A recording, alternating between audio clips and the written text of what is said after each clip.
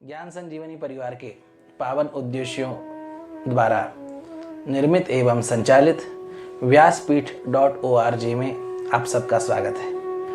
बहुत सौभाग्य का विषय है कि आज से एक बहुत ही महत्वपूर्ण विषय पे सत्संग श्रृंखला हम प्रारंभ करने जा रहे हैं। हमारी भारतीय परंपरा में जिन चीज़ों को बहुत महत्वपूर्ण माना गया मानव जीवन के उत्थान के लिए, विकास के लिए, उनमें बहुत ही महत्वपूर्ण चीज है जिसका नाम है संस्कार। संस्कार शब्द ये हम आपके लिए नया नहीं है। कोई उद्दंड हो, कोई दुष्प्रवृत्ति से युक्त हो तो प्रायः सीधे हम कह देते हैं कि ये संस्कार रहित है, ये संस्कार शून्य है, देखो इनके संस्कार। तो यह विचार का भी नाम है संस्कार, यह आचार का भी नाम है संस्कार, ये स्वभाव का भी नाम है। संस्कार एक बहुत ही व्यापक प्रवृत्ति है, व्यापक तत्व है और हमारी भारतीय परंपरा में उसका बहुत ही अनन्य साधारण महत्व है। संस्कार सम्यक क्रियते येन स संस्कारः, जिससे मनुष्य जीवन सम्यक हो जाए, जिससे मनुष्य जीवन सुंदर हो जाए, जिससे मनुष्य जीवन सुधर जाए, उस प्रणाली का नाम संस्कार है। संस्कार व्याकरण के दृष्टि से यदि विचार किया जाए तो जो प्रक्रिया मनुष्य का शोधन करे उसे संस्कार कहते हैं और मनुष्य जीवन को सर्वाधिक शोधित एवं परिष्कृत करने की जितनी विधाएं, जितनी प्रक्रियाएं भारतीय वैदिक सनातन परंपरा ने दी, पूरे विश्व में उतनी वैज्ञानिक परंपरा, उतनी अलग अलग परंपराएं, उतनी अलग अलग विधाएं, उतनी अलग अलग क्रियाएं विश्व के किसी परंपरा में आपको देखने भी नहीं मिल सकती। हम प्रायः कहते हैं कि भारतीय संस्कृति विश्व में सर्वोच्च है। वो सर्वोच्च है तो क्यों है जी? वो इन दिव्य नानाविध प्रक्रियाओं के कारण है जो मनुष्य जीवन का उत्थान करा देती है, मनुष्य जीवन का अभ्युदय करा देती है। अभ्युदय करने की, उत्थान करने की, उत्कर्ष करने की विविध प्रक्रिया, असंख्य प्रक्रिया हमें इस भारतीय वैदिक सनातन धर्म परंपरा ने हमें प्रदान की। इसलिए यह परंपरा अपने आप में विश्व में सर्वोच्च है।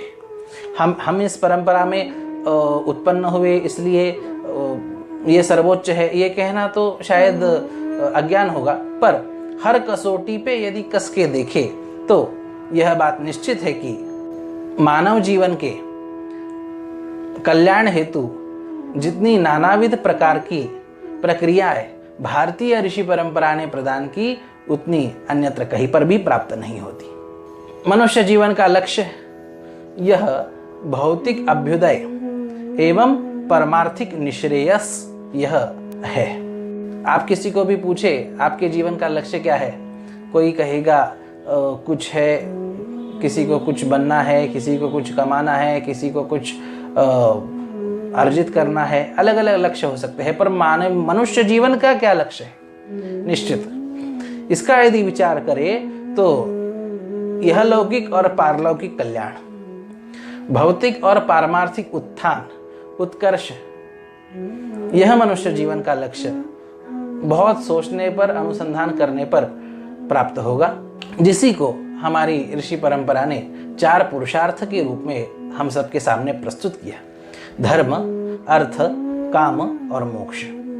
इन्हीं मनुष्य जीवन के लक्ष्यों को प्रदान करने की प्रक्रिया उसे संस्कार कहते हैं। संस्कार यह आपके जीवन को उत्थित, उत्कर्षित करने की प्रक्रिया है और सभी सुख सुविधा, भौतिक सुख इत्यादि भोगने के पश्चात भी जिस आत्म शांति की आवश्यकता मनुष्य को है, जिस आत्म शांति के बिना, जिस परमानंद की प्राप्ति के बिना मनुष्य अपने आप को अंदर से ही पता नहीं कुछ कमी है, इस प्रकार से महसूस करता है, उस परमानंद को भी, उस परम शांति को भी, उस परम सुख को भी, उस आत्मानंद को भी प्रदान करने की प्रक्रिया यह संस्कार है। अब यह तो उच्च लक्ष्य हो गया। अब इस उच्च लक्ष्य तक जाने के लिए कुछ सीढ़ियां हैं और कुछ संस्कार उस लक्ष्य को सीधे, उस लक्ष्य तक सीधे पहुंचाते हैं और कुछ संस्कार उस लक्ष्य तक क्रमशः पहुंचाते हैं। जैसे मनुष्य जीवन का लक्ष्य वो परमानंद स्वरूप में स्थित होना, आत्मा में स्थित होना, आत्माराम होना, पूर्ण काम होना, इसे सीधे सीधे प्रदान करने वाला संस्कार कौन सा है? जैसे संन्यास संस्कार कहा जा सकता है। संन्यास भी एक संस्कार है। इन विविध संस्कारों से किसी संस्कार से सीधे सीधे लक्ष्य की प्राप्ति होती है, किसी से क्रम से प्राप्त होती है, पर उस संस्कार का भी अधिकार, उस संस्कार की भी योग्यता होने की आवश्यकता है। उसके लिए अब संन्यास की बात तो ऊंची हो गई, उसके लिए उसकी योग्यता, संन्यास की योग्यता प्राप्त होने के लिए भी सबसे पहले संस्कार से चलना पड़ेगा। गर्भाधान है, उपनयन है, वेदारंभ है, गृहस्थ है, उसमें भी देवता अनुष्ठान, यज्ञादि और निष्काम समाज सेवा, निष्काम देव सेवा, इन सब घाटियों से जब पार जाते हैं, वो चाहे इस जन्म में जाए या पूर्व जन्म में जाए, पर इस प्रक्रिया से जब जाते हैं तब योग्यता आती है उस चरम संस्कार की। कहने का तात्पर्य कि क्रमशः या सीधे मनुष्य जीवन का लक्ष्य प्राप्त कराने की प्रक्रिया का नाम संस्कार है। इस प्रस्तावना को तो हमने सुना, पर संस्कार शब्द सुनते ही सबसे पहले दिमाग में क्या आता है, ये विचारणीय बात है। प्रैक्टिकली थोड़ा सोचने की आवश्यकता है। संस्कार शब्द सुनते ही दिमाग में पहले ये आता है कि पहला संस्कार गर्भाधान संस्कार है। किन्हीं को तो नाम भी पता नहीं, किन्हीं लोगों को नाम पता है कि जनेऊ संस्कार होता है, किसी को सब सर्वाधिक प्रचलित यदि कोई संस्कार है तो वो है विवाह संस्कार। तो हमें क्या लगता है संस्कार शब्द सुनते ही सबसे पहले कि ये किसी विधि विधा का नाम है, ये कोई कर्मकांड है, ये कोई प्रक्रिया है और ये कोई रूढ़ी है, इस प्रकार से लगता है। और लगना स्वाभाविक है क्योंकि आजकल के समय में उसी रूप में उसका ज़्यादा प्रचलन है, इस शब्द का और इस प्रक्रिया की, इन संस्कारों की गहराई आज प्रचलित नहीं है। पर खैर, शायद यही जिम्मेदारी भगवान ने इस माध्यम से शायद हमें प्रदान की। कुछ कारणों से केवल जो संस्कार का जो बाहरी ढांचा शेष रहा है, उससे भी कई गहरी प्रक्रिया उसकी समाज के सामने प्रकट हो, यही भगवान की इच्छा। और उन्हीं की इच्छा के कारण, उन्हीं के प्रेरणा के कारण हम संस्कार की विधि, कर्मकांडिक विधि और उसके साथ साथ उससे प्राप्त होने वाली दृष्टि, उससे प्राप्त होने वाली जीवन दृष्टि, उससे प्राप्त होने वाले व्रत, उससे प्राप्त होने वाली जीवन की सकारात्मकता, इसका भी हम गहराई से विचार करेंगे। हम कोई संस्कार करते हैं तो वो कोई केवल कोई विधि है, कोई कर्मकांड है, कोई पूजा पद्धति है जो करके निपट गए, इसका नाम संस्कार नहीं है। वो करने के बाद कुछ दायित्व प्राप्त हो गए, वो करने के बाद कुछ व्रत, कुछ जीवन के नियम नए शुरू हो गए। उस संस्कार के उस समय से उदाहरण के लिए ले लीजिए, विवाह संस्कार है। विवाह संस्कार है मतलब विवाह का विधि विधान पूरा हो गया, वो रूढ़ी पूरी हो गई, पूजा पाठ पूरी हो गई, वो रस्में पूरी हो गई, ये केवल विवाह संस्कार नहीं है। उस संस्कार के समय से उसके नियम शुरू हो जाते हैं। विवाह संस्कार के पश्चात व्यक्ति गृहस्थाश्रम में प्रवेश करता है और प्रवेश करने के बाद उसकी क्या क्या जिम्मेदारी है, उसे क्या क्या करना है, उसके क्या क्या दायित्व है, और उससे उसके जीवन में क्या क्या सकारात्मक परिवर्तन आएंगे, क्या क्या दिव्यता आएगी, ये सब इनका विचार होना आवश्यक है। इस व्याख्यानमाला के माध्यम से हम संस्कारों की उनका प्रचलित विधि भाग उसे तो हम देखेंगे ही, पर उससे जीवन में जो परिवर्तन, सकारात्मक परिवर्तन आने चाहिए और उसकी गहराई को समझने से जो परिवर्तन आते हैं उसे हम समझने की कोशिश करेंगे। और वास्तव में संस्कारों का लक्ष्य यही है। उपनिषद भाष्य में भगवान आद्य शंकराचार्य जी कहते हैं, एक स्मृति की पंक्ति वो उद्धृत करते हैं कि महायज्ञश्च यज्ञैश्च ब्राह्मीयं क्रियते तनुः। ये बृहदारण्यक उपनिषद के भाष्य में भगवान आद्य शंकराचार्य जी ने उद्धृत की हुई एक स्मृति की पंक्ति है। इसका अर्थ है कि मनुष्य जीवन का लक्ष्य भले ही ब्रह्म प्राप्ति है, जिससे परमानंद प्राप्त हो, परम शांति की स्थिति प्राप्त हो, पर वो होगी किससे? वो जिस प्रक्रिया से होगी वो उन महायज्ञों की प्रक्रिया है, वो उन दिव्य संस्कारों की प्रक्रिया है। संस्कार ये अपने जीवन को संवारने की विधाएं है। दो उदाहरण मुझे याद आते हैं कि जिस प्रकार से सोना ये अपने आप में मूल्यवान है, सोना ये अपने आप में दिव्य है, पर फिर भी उसे तपाना क्यों पड़ता है? तपाने से उसका सब मल धुल जाता है और फिर उसकी जो चमक उठती है वो अलौकिक होती है। इसलिए सोना अपने आप में दिव्य होने के बावजूद भी उसे तपाना पड़ता है। वैसे हम भले ही भगवत स्वरूप है, भगवान की पंक्ति है गीता के 15वें अध्याय में, ममई वांशो जीवलोके जीवभूत सनातनः, ये जीव मेरा ही अंश है अर्जुन। या गोस्वामी तुलसीदास जी की भाषा में कहे तो ईश्वर अंश जीव अविनाशी चेतन विमल सहज सुख राशि।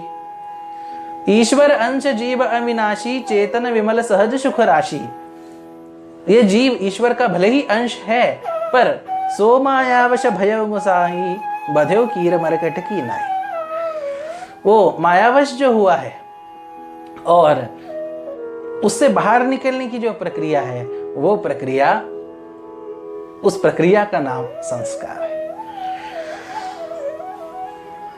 किसी को लग सकता है कि प्रायः आधुनिक पढ़े लिखे लोगों को या विशेष करके युवाओं को, जिन्हें अपने धर्म के बारे में ज़्यादा कुछ पता नहीं है, थोड़ा सा तमोगुण भी है, आलस्य इत्यादि भी है, उन्हें लग सकता है कि ये तो कर्मकांड है, ये तो कुछ रूढ़ी है, ये तो झंझट पीछे लगा रहे हैं हमारे। आधुनिक भौतिक लोगों को लगना स्वाभाविक है, पर भले ही चीज़ वही हो, पर अलग ढंग से करने से उसका परिणाम अलग होता है। एक बहुत प्रसिद्ध अंग्रेजी वाक्य है जो कि अपने ही महाभारत के सिद्धांत से लिया गया है। Successful people doesn't do anything different, but they do everything in a different way. सफल लोग दुनिया से कुछ अलग नहीं करते, पर वो करने वाला हम हर काम दुनिया से अलग तरह से करते हैं। उसी अलग तरह से काम करने की प्रक्रिया को हमारे ऋषियों ने संस्कार कहा। अरे शादी तो होनी ही है, पर वो दिव्य संस्कार से युक्त हो। बाल बच्चे तो पैदा होने ही है, पर उनमें दिव्य आध्यात्मिकता, उनमें दिव्य चेतना का प्रस्फुरण होके वो उनकी उत्पत्ति हो। पैसा कमाने की और नाम कमाने की विद्या तो कोई भी पढ़ लेगा, पर विद्या उस प्रक्रिया से पढ़े जिससे भौतिक भी उत्कर्ष हो और आध्यात्मिक भी उत्कर्ष प्राप्त हो। वो एक आदर्श नागरिक बन के समाज के लिए निकले। चीजें वही है, पर उन्हें दिव्य तरीकों से करना, इसका नाम संस्कार है। और इसी दिव्य प्रक्रिया को हम किस प्रकार से करें, इसका विवेचन, इसका चिंतन हम इस संस्कारों की व्याख्यानमाला में कर रहे हैं। संस्कार ये जीवन को संवारते हैं, सुंदर बनाते हैं। जैसे एक चित्र रेखांकित किया गया तो खाली है, कितना सुंदर लगेगा वो चित्र की रेखाओं पे है, पर वो केवल चित्र निकालने से पूर्ण होगा क्या? नहीं जी। परिपूर्णता, सुंदरता उसमें कब दिखेगी? जब उसमें रंग भरे जाएंगे, और जब रंग भरे जाएंगे तब उस चित्र की परिपूर्णता होगी। उसी प्रकार हमारे जीवन के उचित समय पे उचित संस्कारों के रंग जब चढ़ते हैं, तब जीवन को वो दिव्य परिपूर्णता, सुंदरता प्राप्त होती है। उसी जीवन के रंग भरने के प्रक्रिया का नाम संस्कार है। संस्कार कितने हैं, इसका विचार करते हैं तो संस्कारों की संख्या बहुत अधिक है। उसमें भी मुख्य 48 संस्कार कहे गए। कुछ लोग 40 संस्कार मानते हैं, और उसमें भी अति मुख्य 16 संस्कार माने गए। हम उस अति मुख्य, क्योंकि आजकल लघुता का जमाना है, तो हम 16 संस्कार के चिंतन से प्रारंभ करेंगे, और यदि अधिक जिज्ञासा यदि उत्पन्न होती है तो फिर 48 इत्यादि भी कर सकते हैं। कहने का तात्पर्य कि जो अत्यंत मुख्य है, ऐसे 16 संस्कारों का चिंतन हम यथामति यथावकाश करने का प्रयास करेंगे। तब तक के लिए आप सभी को बहुत बहुत हरिओम। भगवान की कृपा आप सब पे बनी रहे। आपका जीवन मंगलमय हो, दिव्यमय हो, देवमय हो। इसी वाणी के साथ वाणी को विराम।